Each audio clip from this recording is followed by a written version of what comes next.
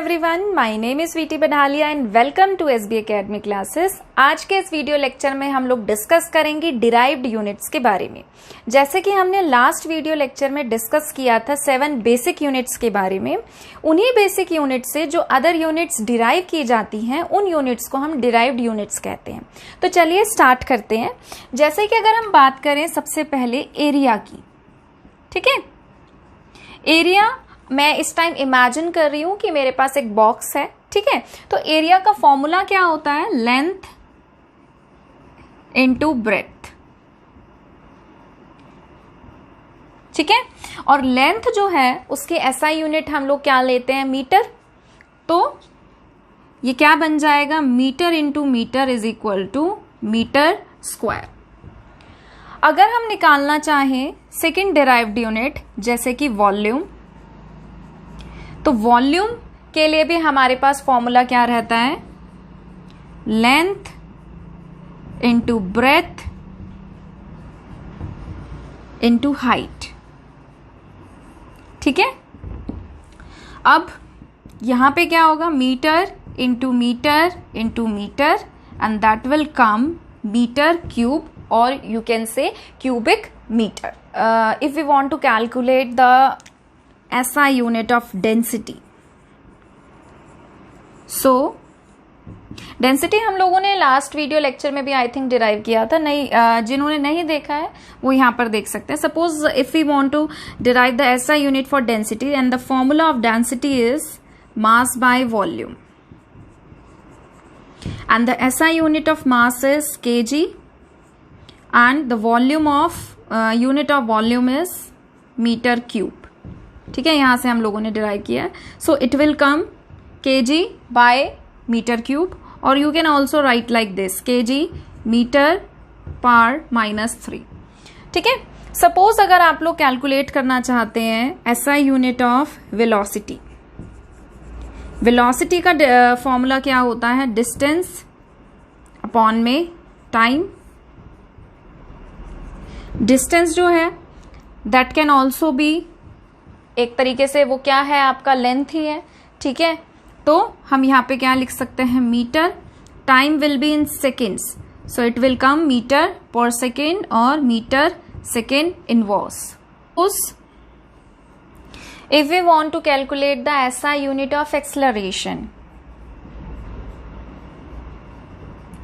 so the formula of acceleration is velocity upon time, and the SI unit of velocity is meter per second and for time is second, so it will come meter second पर -2, ठीक है। या आप इसको ऐसे भी लिख सकते हैं मीटर अपॉन सेकेंड स्क्वायर। अगर हम निकालना चाहते हैं सपोज फोर्स की SI यूनिट आप लोग निकालना चाहते हो, so the formula force is mass into acceleration. Mass की SI यूनिट क्या होती है? kg, and for acceleration we had already calculated, so it will become kg metre second per -2। Suppose आप कैलकुलेट करना चाहते हैं SI यूनिट किसकी? Pressure की, ठीक है। तो प्रेशर का फॉर्मूला क्या होता है? Force upon area. फोर्स की यूनिट हमने अभी अभी क्या निकाली है? kg मीटर सेकेंड की पावर -2, और एरिया जो है उसकी यूनिट क्या होती है? मीटर स्क्वायर, ठीक है। तो 1 मीटर से आपका 1 मीटर कट गया और ये ऊपर जाके क्या हो जाएगा? इसकी पावर माइनस में, तो kg मीटर की पावर आपकी -1 हो गई और सेकेंड की पावर आपकी क्या हो गई? -2। सपोज आप SI यूनिट कैलकुलेट करना चाहते हैं एनर्जी या फिर वर्क की, ठीक है। अगर आप एनर्जी या फिर वर्क की SI यूनिट डिराइव करना चाहते हैं तो इसका फॉर्मूला क्या होता है? फोर्स इनटू में डिस्टेंस ट्रेवल्ड, ठीक है। और फोर्स की हमने क्या निकाली है SI unit, kg metre second की पावर -2, और डिस्टेंस जो है हमारा वो क्या होता है, एक तरीके से लेंथ है, तो वो क्या हो जाएगा मीटर।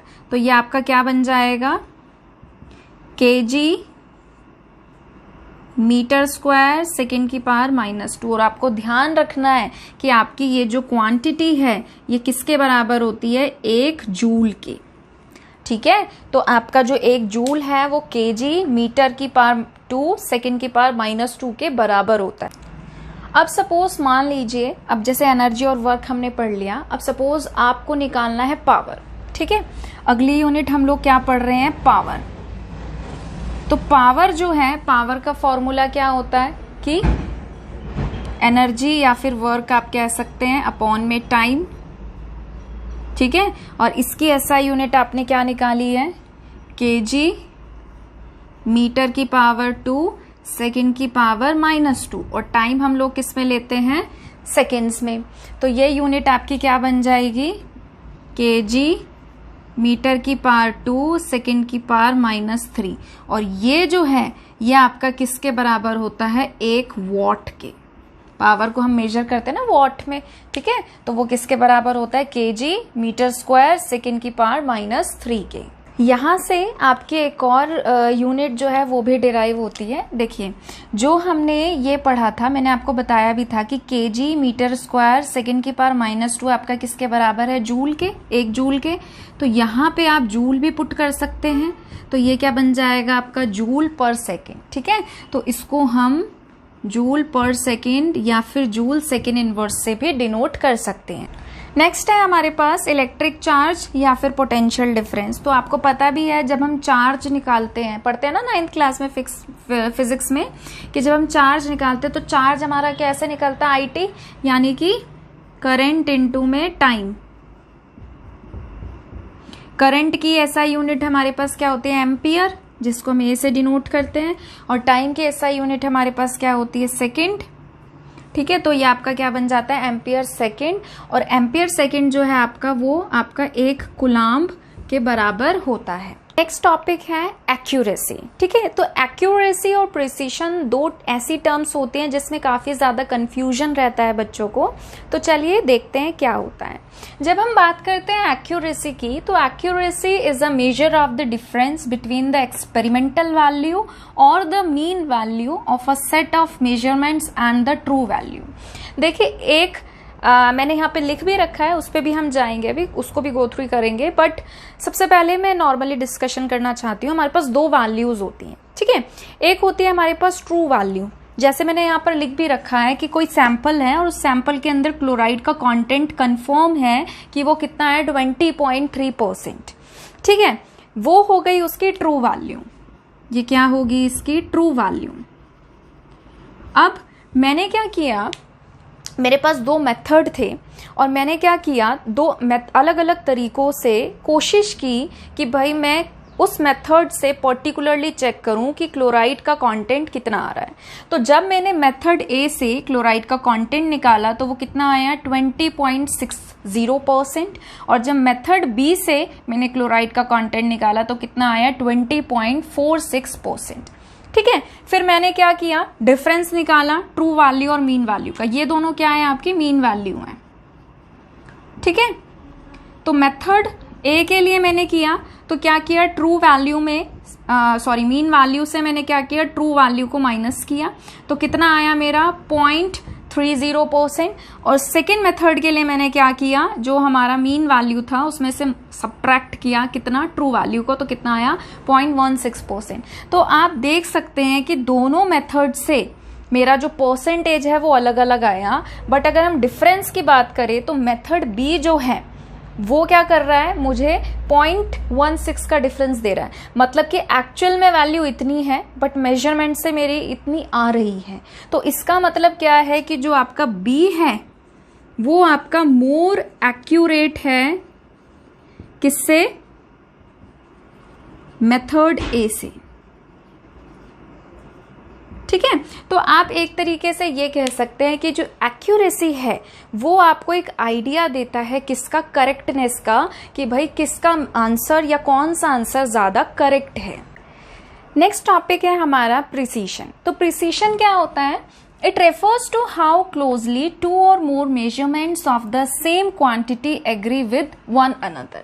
ठीक है, यहाँ पे हम क्या कर रहे हैं, रिपीटेड मेजरमेंट्स ले रहे हैं और हम ये देख रहे हैं कि जितनी बार भी हमने रिपीटेड मेजरमेंट्स लिए वो एक दूसरे से कितना क्लोजली आ रहे हैं, मतलब उनमें ज्यादा डिफरेंस नहीं आना चाहिए। ठीक है, जैसे कि मैंने मेथड ए से परसेंटेज निकाला, क्लोराइड कंटेंट निकाला, तो मेरी ये जो है रीडिंग आई। ठीक है, बहुत सारी मैंने ऐसे रीडिंग जो है या ऑब्जर्वेशंस जो है वो ली और जितनी भी मेरी रीडिंग्स थी उसमें से कितना 0.05 का डिफरेंस था, मतलब इतना ऊपर नीचे मेरी रीडिंग्स जो थी वो चेंज हो रही थी।